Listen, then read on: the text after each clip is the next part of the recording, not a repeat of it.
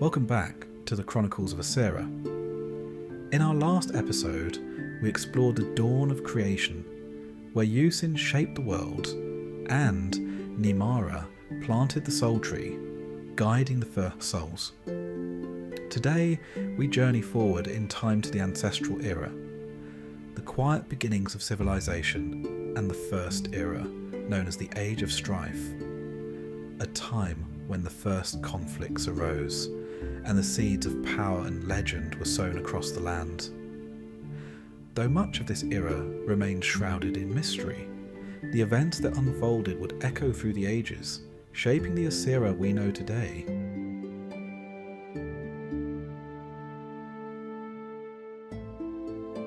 After the first dawn, Aesera's lands were alive with growth.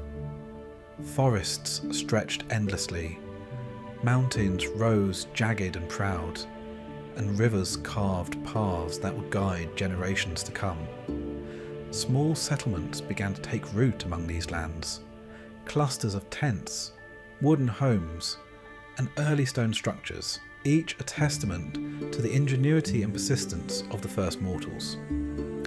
This period is known as the Ancestral Era, the first age of memory. Much of it remained shrouded in mystery. Knowledge is sparse, and the stories that survive are often fragmented, passed down as whispers across generations. Songs hummed around fires, carvings etched into stone, and simple symbols painted on cave walls became the first vessels of history, carrying echoes of lives long gone. Humans, elves, orcs, and giants learned to live in harmony with their surroundings, hunting and gathering, cultivating small crops, and shaping tools from stone, bone, and wood. They began to understand the rhythms of the seasons, the patterns of the stars, and the behaviour of animals. With every discovery, their intelligence grew, and with it, their ability to communicate, cooperate, and form early communities. Even in this era of simplicity, one could glimpse the beginnings of culture, belief, and wonder. Early mortals stared at the night sky, wondering at the lights above. It was a time of growth, of quiet discovery, and of the first steps toward a world that would soon become far more complex, alive with magic and conflict.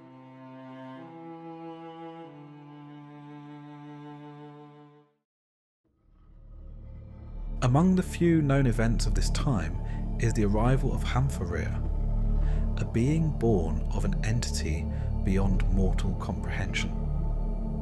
He descended from the celestial realms onto the lands of Aesera, bringing with him a force that would become known as magic. This potent energy seeped into every species on the planet, accelerating evolution and imbuing creatures with newfound abilities.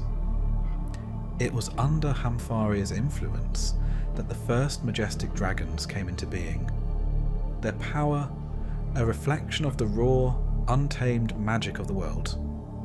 Hamfarir slumbered beneath the earth, observing the evolution of mortals and the growth of their civilizations.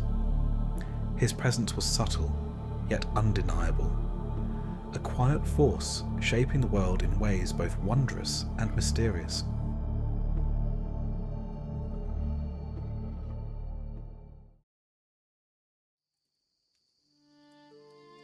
With the passing of the Ancestral Era, Aesera entered its first true age of recorded history, the First Era, known as the Age of Strife. For the first time, mortals began to mark the passage of years in a way that would carry forward through the ages.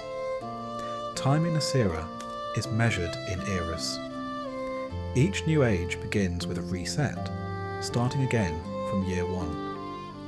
Historians record these years with a simple system: the number of the era followed by the year. For example, 1E15 marks the 15th year of the first era. When the second era begins, the calendar resets, starting again at 2E1, and so on. This system, allows scholars to trace the rise and fall of kingdoms, the appearance of great figures, and the unfolding of wars across the ages. It is with 1E1 that the Age of Strife begins.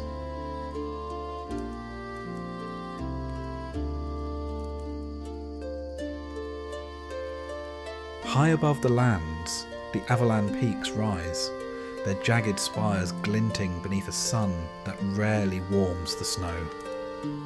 Fierce blizzards sweep the icy heights, testing all who dare traverse them.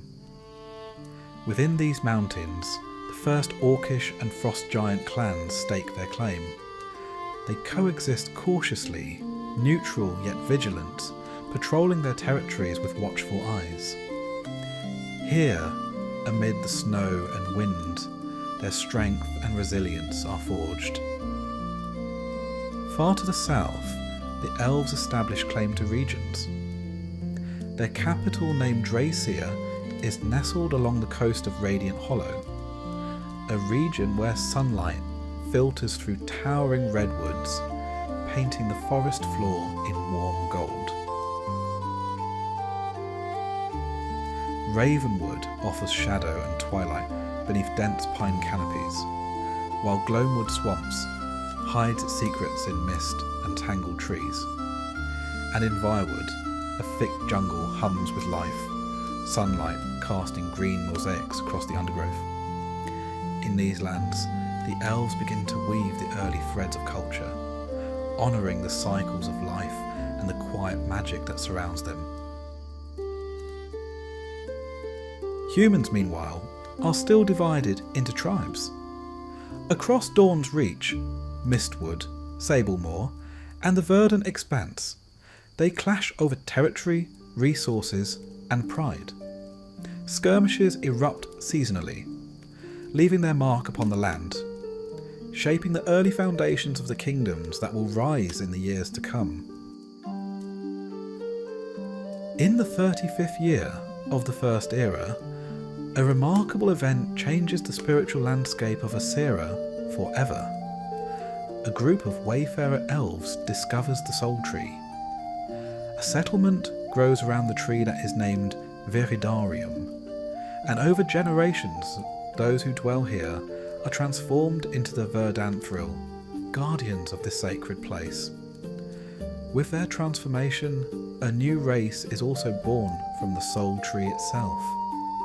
The plant-like Fae, known as the Sylvans, watch with both curiosity and caution, their opinions of the tree's purpose differing from the beliefs of the Verdanthril, though conflict will not yet stir. For now, the Soul Tree stands as a beacon of magic, reverence and guidance. In the 43rd year of the First Era, a new people stepped into the world. The dwarves. Unlike the wandering tribes of men or the great clans of giants, the dwarves did not arrive from distant lands. They emerged from the heart of the mountains themselves, as though the earth had been shaping them in secret since the dawn. Their homeland was called Gragamot, and there they raised their first capital, Dagraza. With hammer and magic, they carved wonders into stone, halls that glowed with quiet enchantment, fortresses that seemed to breathe with life. To the dwarves, the mountain was not an obstacle. It was a partner, a source of strength. In these early days they kept to themselves, content to tend their stone halls and growing craft. Yet their arrival marked a turning point in the Age of Strife. For in the dwarves, Aesera had found its guardians of the deep earth, and builders whose works would stand for ages to come. Across the wider lands, human tribes expand and consolidate. They claim the ancient highlands, rugged mountains and hills, and the rolling valleys of Sablemoor and Mistwood. Dawn's Reach and the Verdant Expanse flourish under another human settlement, while the lands that will one day become the Great Dune Sea and the Red Vale are still dense with forests and hills, alive with untamed beauty. These expansions set the stage for trade, governance, and the early formations of kingdoms.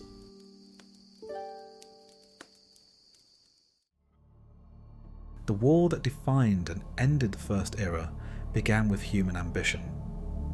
Hungry for land, their kingdoms pressed westward further into the highlands and deep forests long held by the elves.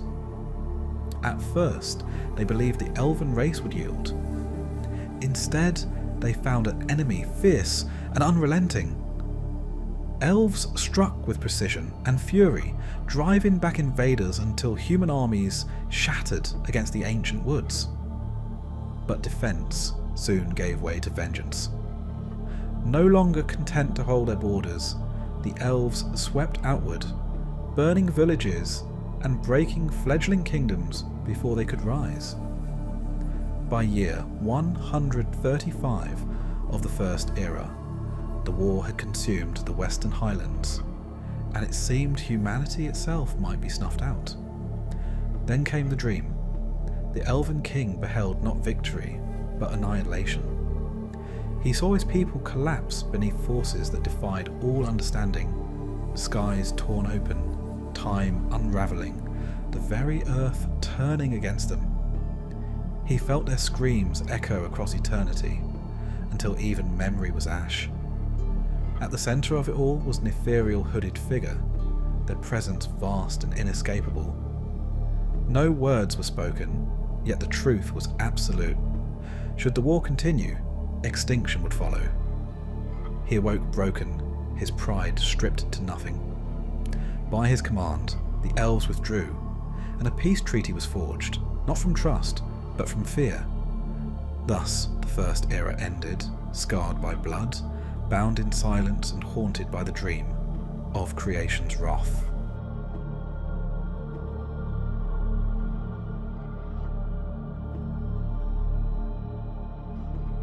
And so, with the peace between humans and elves, the First Era, the Age of Strife, came to a close.